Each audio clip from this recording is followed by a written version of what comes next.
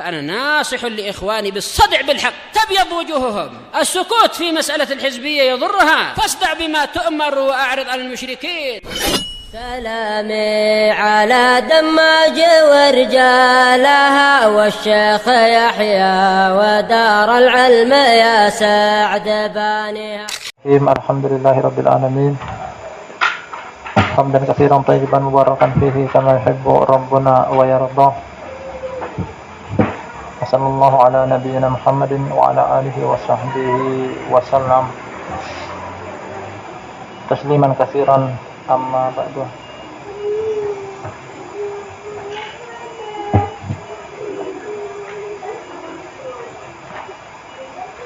Ikhwanil kiram wa akhwatil karimat, akramani wa akramakumullah.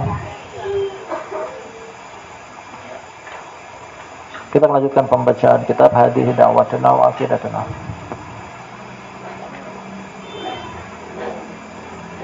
Sebuah tulisan milik Syekh Abu Abdurrahman Muqbil bin Hadi Al-Wadi'i rahimahullahu ta'ala.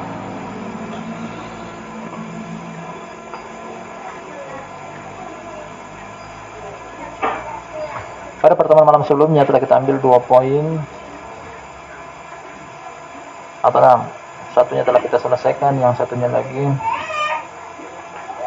lanjutan dari yang sebelumnya, tentang mengedepankan perkara yang paling penting, kemudian yang penting berikutnya. Yang beliau isyaratkan perkara penting tersebut adalah memperbaiki akidah, selanjutnya bersatu di atas kitab dan sunnah. Hal yang kedua telah kita kaji juga bahwa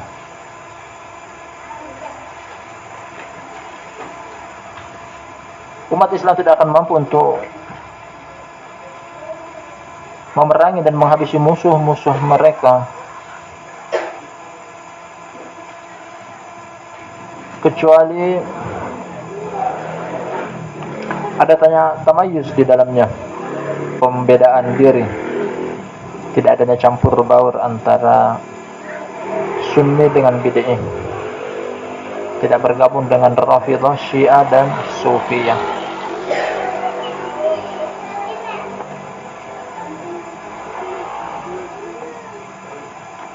Adapun pertemuan kita malam ini, barakallahu fikum, kita akan ambil poin yang berikutnya. Kata Syekh Muqbil rahimahullah ta'ala, As-sadisu wal ishrun, poin yang ke-26, yang berbunyi, nunkiru ala man kabar wa za'ama anna du'ata ila Allah wahhabiyatun umala wa na'lamu qasdahumul khabitha annahum yuriduna ay yaj'alu bainal 'ammati wa bain ahli al-'ilmi hajizan. Poin yang ke-26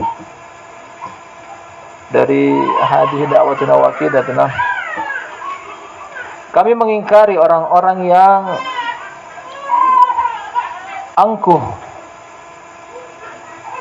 atau sombong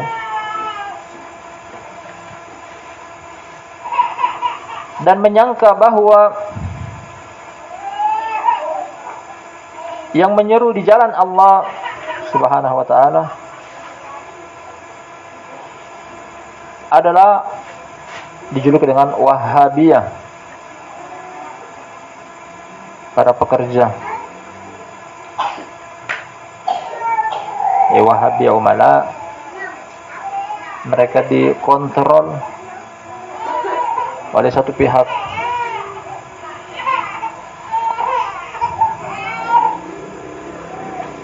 Nah, yang punya kita akan kaji adalah bahwa dai menyeru jalan Allah Subhanahu wa ta'ala, yang menyeru kepada tauhid, menyeru kepada sunnah, dijuluki dengan Wahhabiyah. Lanjut beliau pada baris selanjutnya, dan kami mengetahui bahwasanya tujuan mereka yang jelek tersebut, tujuan memberikan julukan kepada para dai di jalan Allah dengan julukan Wahabi adalah mereka menginginkan agar menjadikan antara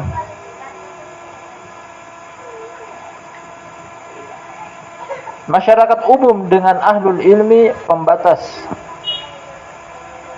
Mereka menjadikan pembatas.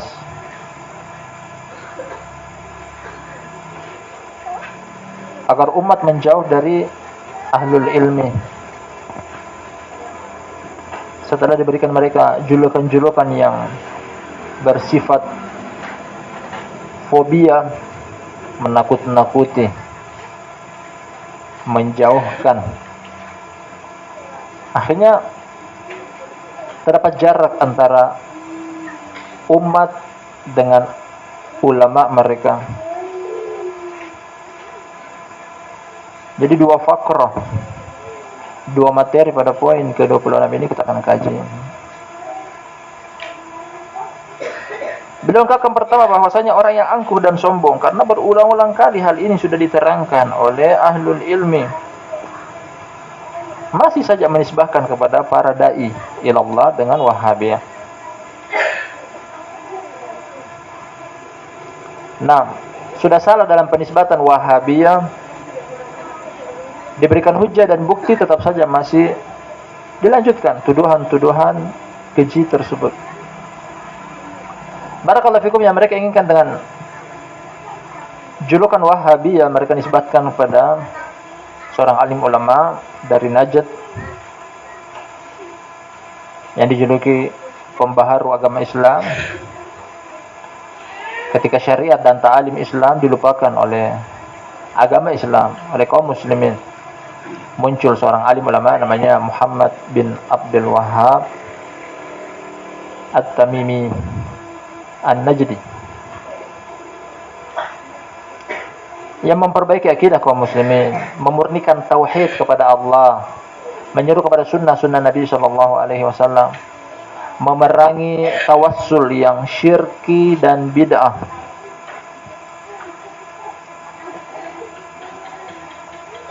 Akhirnya dimusuhi oleh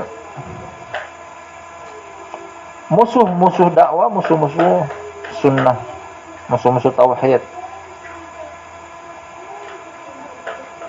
Padahal barakallahu fikum, julukan Wahabiyah jauh sebelum itu sudah pernah ada.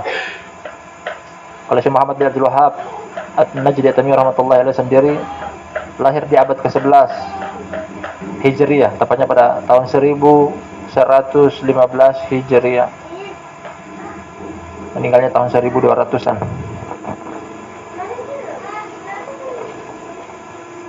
Nah, di Indonesia masih tahun atau 6 kalender Hijriah atau kalender Masehi 1700-an. Masih zaman perjuangan. Padahal barakallahu fikum, julukan Wahabiyah pernah ada sebelumnya, jauh bahkan sebelum zamannya Syekh Muhammad bin Abdul Wahhab. Yang ulama kaum muslimin menisbahkan kelompok Wahabiyah ini kepada Abdul Wahhab bin Rustum. Nama lengkapnya Abdul Wahhab bin Abdullah bin Rustum, yang berpemahaman Khawarij Ibadiyah, yang muncul di Afrika Utara. Nah, dia memiliki penganut, memiliki pengikut, memiliki jamaah. Akhirnya kelompok yang bersama dia dijuluki dengan dia Al-Wahabiyah. Yang pemahaman mereka adalah pemahaman Khawarij Al-Ibadiyah. Nah, keluar dari pemerintahan yang sah di abad kedua, akhir abad kedua, akhir tahun ke-100-an, memasuk ke tahun 200-an.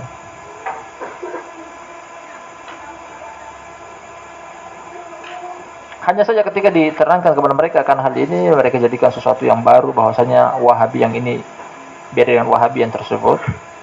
Tapi kalaupun seandainya memang betul ini adalah Wahabi sebagaimana terjadi pada zaman tersebut, zaman yang kita sebutkan tadi, abad kedua Hijriyah, yang julukan ini untuk membuat suatu firqah yang dijulukan dengan Wahabiyah sebagai bentuk peringatan kepada umat agar mereka waspada, hati-hati, sebagaimana mereka lakukan kepada Syekh Muhammad bin Abdul Wahhab dan julukan dengan julukan Wahabiyah adalah keliru dan salah.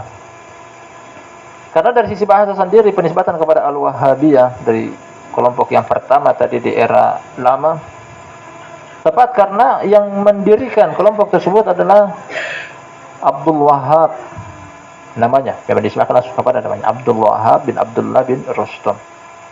Adapun Syekh Muhammad, kalaupun seandainya mau disebutkan kepada dia kelompok yang dia cetuskan, yang dia buat dinisbahkan kepada dirinya, hendaknya dijuluki dengan Muhammadiyah, bukan Wahabiyah, karena Wahabiyah adalah bapaknya.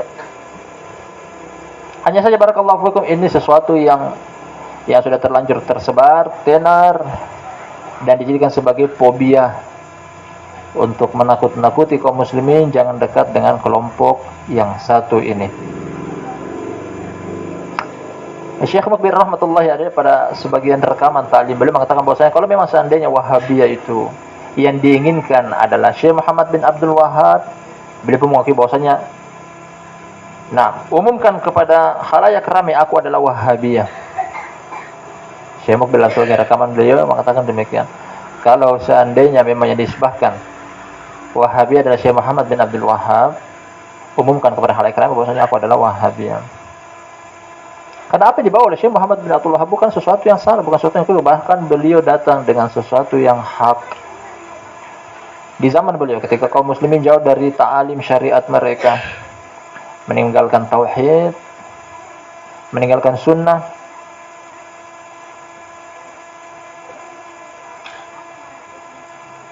beliau datang untuk memperbaharui agama. Beliau datang untuk mengembalikan kaum muslimin kepada ajaran kitabullah dan sunnah Rasulullah sallallahu alaihi wasallam dengan pemahaman para salaf. 6. Beliau datang dengan sesuatu yang hak, Musuh-musuh ahlu sunnah wal jamaah dengan pemahaman salafus saleh ridwanullahi alaihim ajma'in, zaman sekarang ketika menyerukan tauhid, khalas dijuluki dengan Wahabi, ini Wahabi. Ketika menyerukan sunnah, dijuluki dengan Wahabi. Ketika mengatakan tahlilan berzanji tidak boleh, dijuluki Wahabi. Apakah setiap orang yang mengatakan bahwasanya kitab dan as-sunnah pemahaman para salaf adalah Wahabi, ya? Kalau para sahabat seluruhnya mereka adalah Wahabi, ya, karena mereka juga beramal dengan kitab dan sunnah Rasulullah sallallahu alaihi wasallam. Hanya saja ini sesuatu yang sudah terlanjur tersebar, sesuai dengan apa yang beliau sebutkan kepada kita di sini, ingin membuat manusia jauh dari alim ulama mereka, membuat batas, jangan dekat dengan orang-orang yang dijuluki dengan Wahabi, ya. Kita pindah ke poin yang kedua, barakallahu fikum.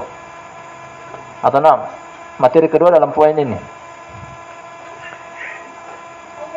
Kata Allah Subhanahu wa taala, "Atawasaw bihi balhum qaumun tagun." Kebaikan diwarisi generasi demi generasi, sebagaimanapun kejelekan diwarisi generasi demi generasi. Ini bukan sesuatu yang baru. Untuk membuat umat lari dari ahlul ilmi, dari pemikul al-haq. Seperti inilah cara yang dilakukan oleh ahlul batil. Sosok pemimpin mereka dijatuhkan. Ketika namanya sudah dijatuhkan dengan cara apapun itu, umat manusia akan lari dari mereka.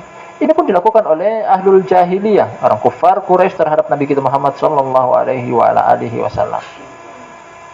Dengan tuduhan-tuduhan seperti ini, tuduhan-tuduhan yang membuat mereka lari, membuat umat lari.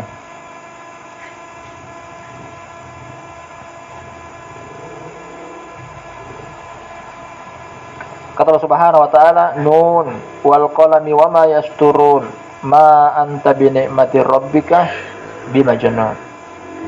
Juga kata Allah Subhanahu wa taala, "Innahu laqaulu rasulin karim wa ma huwa biqauli syair, qalilan ma tu'minun, wala biqauli kahin, qalilan ma tadhakkarun."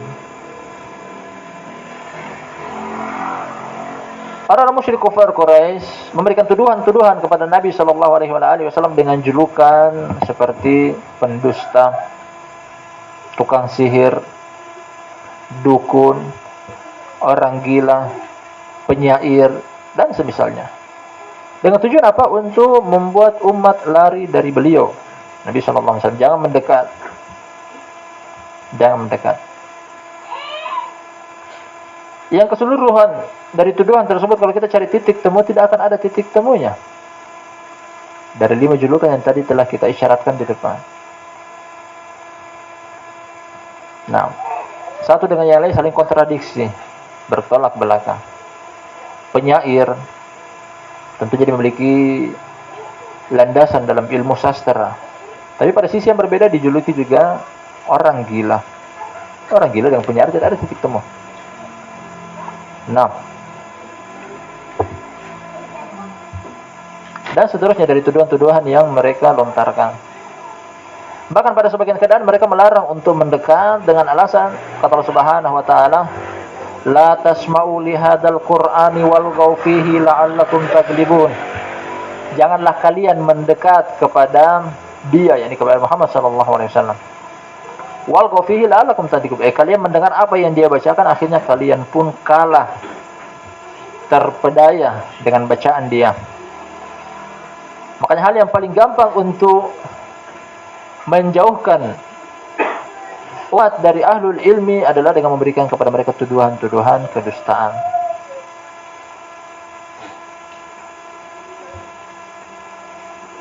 Yang julukan seperti ini, apalagi tuduhan-tuduhan yang memang orang begitu mudah percaya. Dikait-kaitkan Wahabiyah dengan terorisme. Dikait-kaitkan Wahabiyah dengan takfiriyun. Jadi mereka dusta di dalam tuduhan mereka tersebut, tambahkan lagi dibumbuhi dengan hal-hal yang berbau kedustaan. Sudah dijuluki dengan Wahabi, mereka juluki lagi dengan Wahabi adalah terorisme, Wahabi adalah takfiriyun, mengkafirkan kaum muslimin. Padahal ini tidak pernah terjadi oleh Syekh Muhammad bin Abdul Wahhab An-Najd rahmatullahi alaihi. Meskipun tuduhan tersebut ada, hanya saja tidak betul sampai kepada beliau. Dari zaman dulu sampai sekarang, bahkan yang akan datang, bahwasanya Ahlus Sunnah wal Jamaah tidak segampang itu dalam mengkafirkan kaum muslimin. Mereka punya tata cara yang diatur oleh aturan main syariat kitab dan as-sunnah dalam mengkafirkan, dalam membid'ahkan, dalam memvonis seseorang sesat dan seterusnya.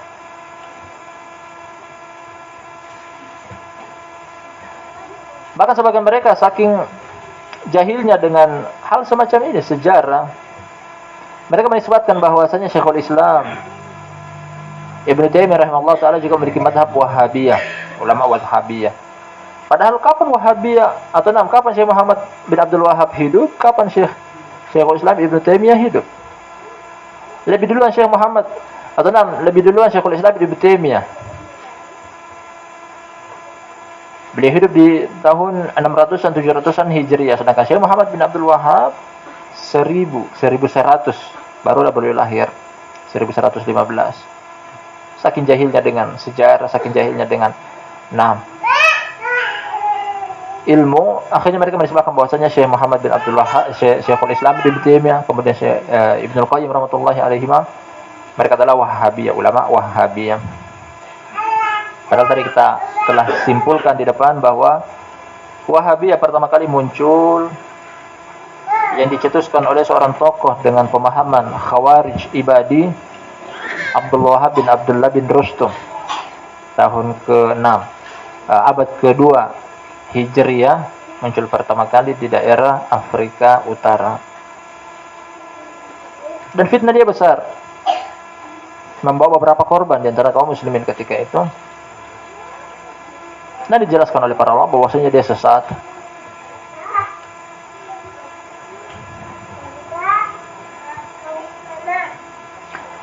Jadi Syekh Mukbir rahmatullahi alaihi menerangkan kepada kita di sini bahwasanya tujuan dan maksud dari orang-orang yang sombong tadi di depan menisbahkan kepada dai di jalan Allah Subhanahu wa taala dengan Wahabiyah, tujuannya adalah untuk ini dia, memisahkan, memberikan batas antara umat dengan ahlul ilmi, agar tidak didekati, agar dijauhi, agar tidak mengambil ilmu dari mereka, tidak duduk dan bermajelis dengan mereka. Alhamdulillah. Ini yang kita dapati dari pelajaran Syekh Mukbil rahmatullahi alaihi ajarkan kepada kita.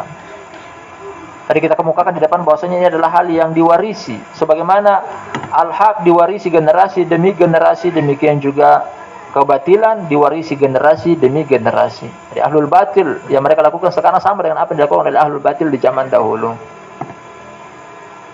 Sama juga yang dilakukan oleh Bani Israel kepada Nabi Musa alaihissalam. Dijuluki bahwasanya dia memiliki penyakit kulit.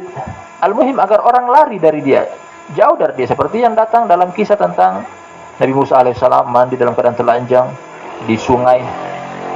Orang-orang Bani Israel tersebar berita di kalangan mereka bahwasanya dia memiliki penyakit kulit yang menular. Akhirnya Allah tampakkan kepada mereka bahwasanya itu tidak betul, tidak ada.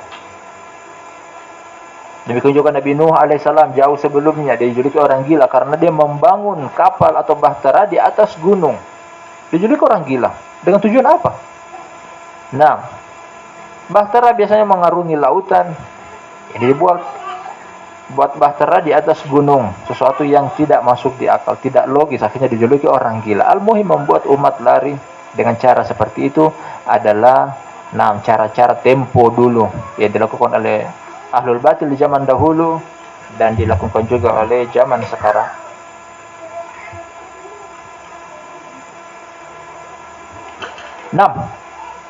Ini singkatnya dari poin yang ke-26 tentang julukan Wahabiyah adalah tujuan jelek agar menjauhkan umat dari ahli ilmi mereka. Kita masuk ke poin yang berikutnya.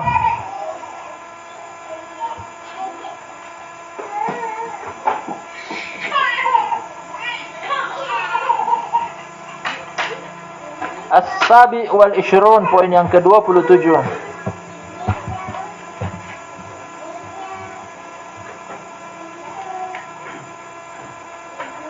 Kata beliau, da'watuna wa aqidatuna ahabbu ilaina min anfusina wa amwalina wa abnaina.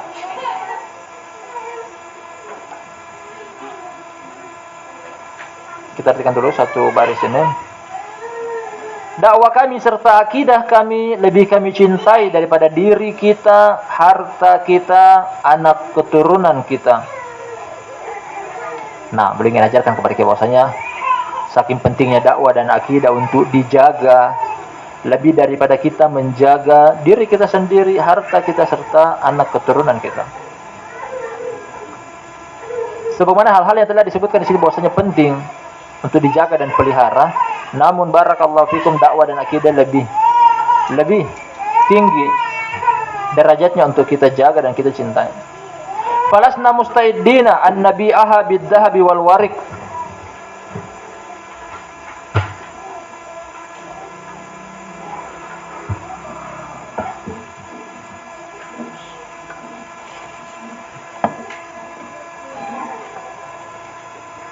Kami tidak akan pernah menjualnya dengan emas dan perak. Seandainya pun ditawarkan bahwasanya tinggalkan dakwah engkau dan kami akan gantikan dengan emas serta perak. Sang penulis ajarkan kepada kita bahwasanya hal tersebut tidak akan pernah terjadi pada diri kita. Dakwah lebih berharga, akidah lebih berharga. Kata beliau berikutnya, naqulu hadza hatta la yatma'u fi da'wati tami'un. Kami mengatakan hal ini agar orang-orang yang berambisi untuk memalingkan kami dari dakwah tidak mendapat celah, tidak mendapatkan kesempatan. Kami katakan hal ini bahwasanya mungkin ada orang yang mau merayu, menggoda, membujuk, menghasut untuk meninggalkan dakwah kita serta akidah kita, diiming-imingi diganti dengan emas dan perak. Nah, hal tersebut tidak akan pernah terlaksana.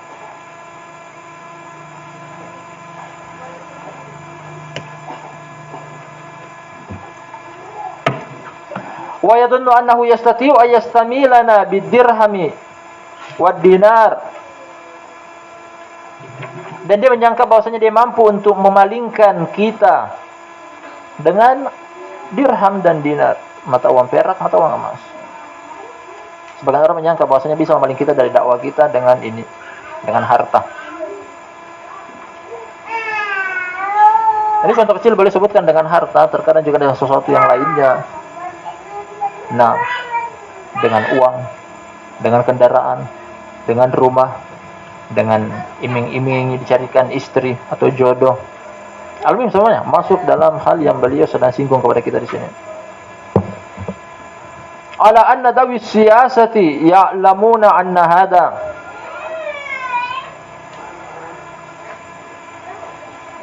Bersama dengan itu bahwasanya para pelaku politik mengetahui akan hal tersebut dari kami. Pemangku jabatan mengetahui bahwasanya dakwah Ahlussunnah tidaklah mudah untuk digoda dengan hal-hal semacam ini.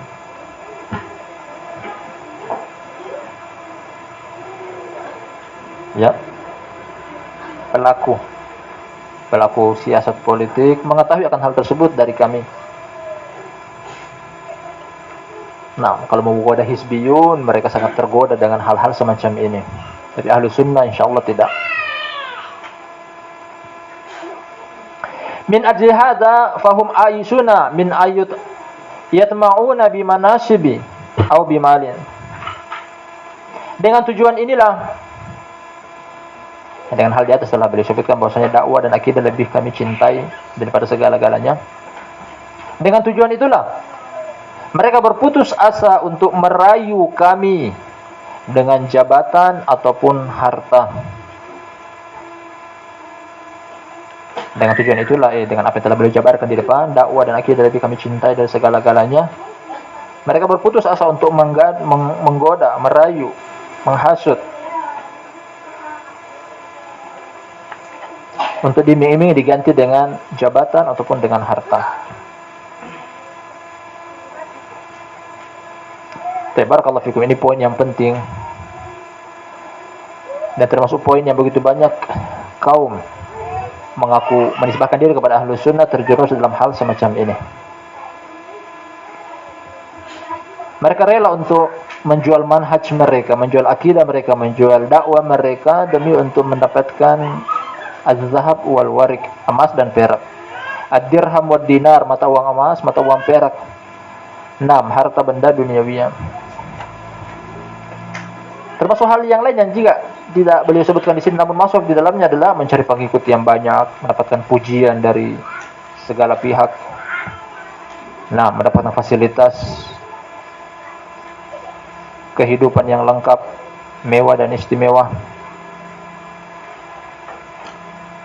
jabatan, posisi, tempat di hati umat, dan seterusnya. Al-muhim ini semuanya masuk dalam hal ini bahwasanya akidah kita tidak pernah kita akan jual, dakwah kita tidak akan pernah kita jual hanya untuk sekedar 6 perkara duniawi.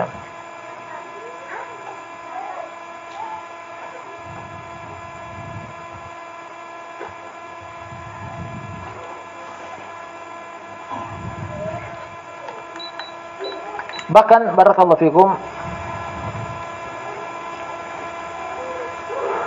dari sejarah berdirinya markis milik Syekh Mukbir rahmatullahi alaih, dari berita yang sampai ke telinga kami bahwasanya beliau tak pernah meminta-minta sepeser pun dari siapapun. Nah, sampai akhir dakwah beliau, sampai beliau meninggal, kemudian dilanjutkan lagi oleh khalifah beliau Syekh Yahya Hafizahullah taala, tak pernah sepeser pun, namun bisa menghidupi tulab dengan jumlah puluhan ribu. Nah, bukan cuma 1000, 2000. Bahkan terkadang pada sebagian keadaan ketika musim liburan memuncak, bahkan mencapai angka 10 sampai 15-an ribu. Yang beliau sendiri mengaku bahwasanya tidak pernah kami mengharap kepada siapapun untuk membantu kami. Allah Subhanahu wa taala yang datangkan harta tersebut. Allah Subhanahu wa taala datangkan sumbangan-sumbangan tersebut. Terkadang dari sebagian importir minyak dari Timur Tengah, dari Kuwait, dari Saudi. Alhamdulillah begitu banyak datang harta yang berlimpah, karena mereka tahu bahwasanya dakwah Syekh Mukbir rahmatullahi alaih, dakwah bukan menggiring kepada meminta-minta harta orang, murni karena Allah Subhanahu wa taala, makanya banyak yang simpati untuk memberikan sumbangan. Nah, juga ikut mencari pahala, mencari medan pahala di tempat tersebut. Syekh Mukbir berdakwah dengan lisan beliau, dengan kekuatan beliau, ada berdakwah dengan harta mereka. Dalam banyak tempat di dalam Al-Quran Allah Subhanahu Wa Taala serta Nabi SAW mencela dunia, bahwasanya dunia tidak ada apa-apanya dibanding dengan dakwah, akidah dan manhaj. Nabi kita Muhammad SAW telah mengajarkan kepada kita akan hal tersebut, bahwasanya tidak ada harga dunia di mata beliau. Dalam hadis Abu Hurairah bahwasanya Nabi SAW ketika beliau naik ke langit peristiwa Isra Mi'raj, beliau diberikan pilihan oleh Allah Subhanahu Wa Taala. Nah, diberikan pilihan bahwasanya engkau mau menjadi nabi sekaligus raja. Raja adalah notabene bergelimang harta, hidup dengan segala kelengkapan. Atau mau menjadi rasul, yang lebih tinggi daripada nabi, namun hanya hamba biasa. Nabi SAW meminta semacam musyawarah kepada malaikat Jibril sambil menengok ke arah Jibril. Jibril mengisyaratkan dengan tangan dia antawadhu, yang merendah diri. Jangan pilih yang tinggi dari sisi dunia. Akhirnya beliau memilih Rasul meskipun hanya sekedar seorang hamba. Wa illa kalau beliau mau menjadi orang yang terkaya di permukaan bumi, hal tersebut akan terjadi dan terlaksana pada diri beliau.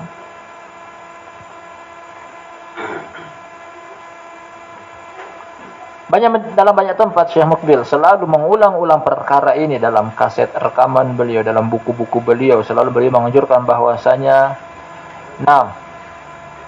para dai di jalan Allah Subhanahu Wa Taala, para penuntut ilmu selalu digoda dari sisi sini harta, karena ini merupakan hal yang telah diberikan peringatan oleh Nabi kita Muhammad SAW. Dalam hadis kata beliau, "Inna likulli ummatin fitnah wa fitnatu ummati al-mal." Sesungguhnya masing-masing umat memiliki fitnah, ujian, cobaan, dan fitnah atau ujian dan cobaan bagi umat ini adalah harta. Harta. Sesuatu yang disenangi, sesuatu yang dicintai, tapi ternyata di mata Allah Subhanahu Wa Taala tidak ada harganya. Siapa di antara kita yang tidak cinta harta? Siapa di antara kita yang tidak butuh harta? Kata Allah Subhanahu Wa Taala, "Innahu ala dzalika lasyahid wa innahu lihubbil khairi lasyadid." Manusia, kodrat manusia suka kepada kesenangan. Termasuk kesenangan adalah harta benda.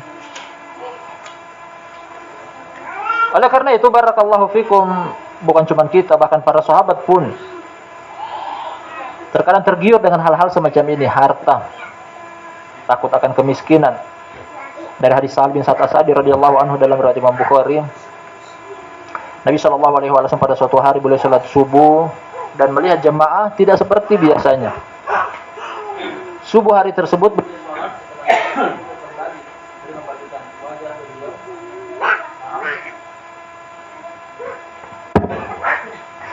beliau melihat jamaah di belakang beliau membeludak, tidak seperti biasanya. Padahal biasa mungkin cuma beberapa soft, kali ini membeludak.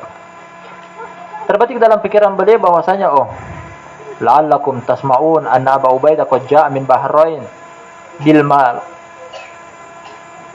Beliau memberikan penjelasan bahwasanya mungkin kalian telah mendengar bahwasanya Abu Ubaidah yakni Ibnul Jarrah telah datang dari arah Bahrain membawa harta, mengumpulkan sedekah, kemudian mengumpulkan upeti atau pajak dari kalangan Majus di Bahrain.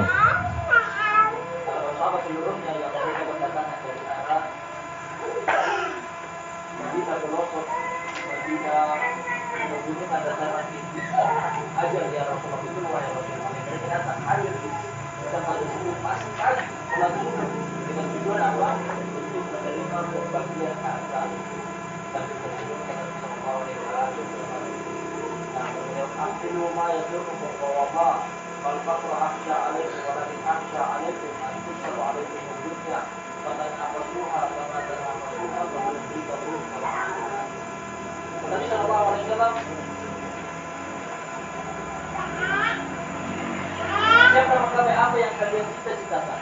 Apa yang kalian cita-citakan? Hanya saja, kata beliau, bukanlah kefakiran yang aku khawatirkan kepada kalian, namun yang aku khawatirkan adalah dibukakan kepada kalian perbendaharaan duniawiya. Kalian berlomba-lomba di dalamnya sebagai umat terdahulu, berlomba-lomba akhirnya membuat kalian celaka, berlomba umat terdahulu celaka. Dengan apa ini? Bukan kekhawatiran beliau terhadap kemiskinan. Bukan itu saja umat beliau miskin dalam hal memiliki akidah, dan dakwah yang bersih murni. Nah, itu kita dari kata itu terbitkan dengan harta ini yang berarti kita dengan dakwah dengan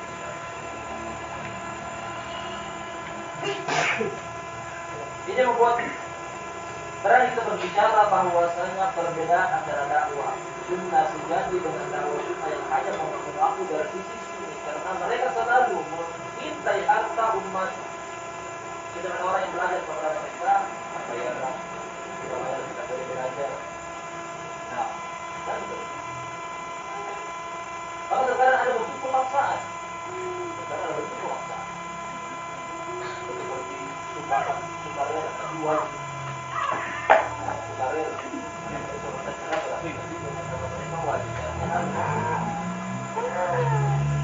bentuk pemaksaan juga bukan cuma sekedar maksud kamu kalau kamu akan diberikan satu orang atau kembali ke dalam keadaan kosong dan kembali itu diberikan ketahuan itu akan sumbang berapa ini jadi para pemaksud yang perlu waktu-waktu kepada kita dakwah dan yang perlu para pemaksud jangan harus menjual makanan kita dengan sebesar wallahi dunia di mata Allah Subhanahu wa taala di bulan Nabi sallallahu alaihi wasallam karena harganya Nabi sallallahu alaihi wasallam di pasar.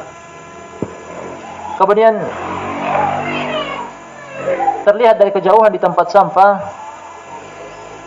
songgok bangkai kambing. Beliau ingin memberikan pelajaran kepada para sahabat sambil mengatakan, ma minkum ya'khudhu hadza bidirham, siapa di antara kalian yang mau mengambil bangkai kambing tersebut seharga 1 dirham. Sangat murah. Sangat murah. Seharga 1 dirham. Mungkin setiap sahabat memiliki 1 dirham ketika itu. Ketika dia iming-iming akan hal tersebut. Mereka memberikan alasan bahwasanya ya Rasulullah, maita wahai Rasulullah, dia sudah jadi bangkai. Tidak bisa dimanfaatkan, apanya yang mau diambil? Akhirnya Nabi SAW memberikan tawaran yang lebih murah lagi. Mayyakhudu hada bila syai', siapa di antara kalian yang mau mengambil ini tanpa bayar, gratis, silakan ambil. Tidak akan ada yang memungut bayaran, silakan ambil. Nah, saya makin memahamkan kepada mereka. Mereka katakan lagi, ya Rasulullah, wahai Rasulullah, lau kana hayyan kana aiban li sahibi. Seandainya dia hidup dalam keadaan tidak bangkai, niscaya akan menjadi aib bagi pemiliknya, karena selain dia sudah jadi bangkai, ternyata telinganya juga puntung sebelah kambing tapi cacat. Niscaya kalau hidup kemudian berada di salah satu orang, membuat orang tersebut akan terhinakan karena dia memelihara kambing yang cacat. Orang tidak akan membeli dari kambing yang cacat tersebut. Kemudian kata Nabi sallallahu alaihi wasallam, "Lad dunya ahwanu indallahi min hada." Dunia lebih rendah di sisi Allah daripada bangkai kambing ini. Kalian saja tidak mau mengambil kambing tersebut, ternyata dunia lebih rendah daripada bangkai kambing tersebut. Artinya tidak ada harganya di hadapan Allah Subhanahu wa taala. Nah, tidak ada harganya di hadapan Allah Subhanahu wa taala. Hanya saja sebagian orang mau mengejar dunia.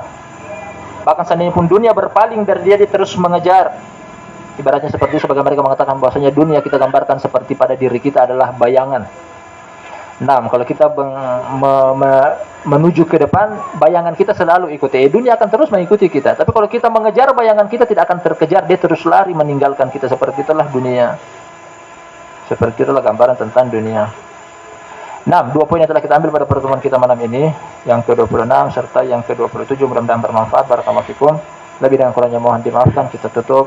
Subhanakallahumma wa bihamdik asyhadu an la ilaha illa anta astaghfiruka wa atubu ilaik.